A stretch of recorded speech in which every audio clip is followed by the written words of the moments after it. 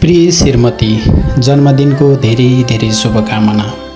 आज तिम्रो विशेष दिनमा म तिमीबाट टाढा छु। परदेशमा भए पनि मेरो मन सधैँ तिमीसँगै छ। दूरीले हाम्रो माया कहिल्यै कम गर्न सक्दैन। तिम्रो मुस्कान, साथ र माया नै मेरो जीवनको सबैभन्दा ठुलो शक्ति हो। भगवानसँग यही प्रार्थना गर्दछु, तिमी सधैँ सुखी र स्वस्थ रहनु। तिम्रा सबै सपना पूरा हुनेछन् अनि हाम्रो परिवारमा सधैँ प्रेम, विश्वास र सुख शान्ति कायम रहनेछ।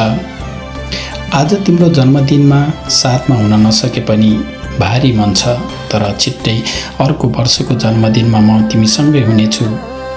जन्मदिनको अनगिन्ती शुभकामना मेरी प्यारी जीवनसाथी। तिमीप्रतिको मेरो माया हरेक दिन झन्झन गहिरो र अझै बढी बढ्नेछ। यही छ तिमीलाई जन्मदिनको शुभकामना। Happy birthday my love.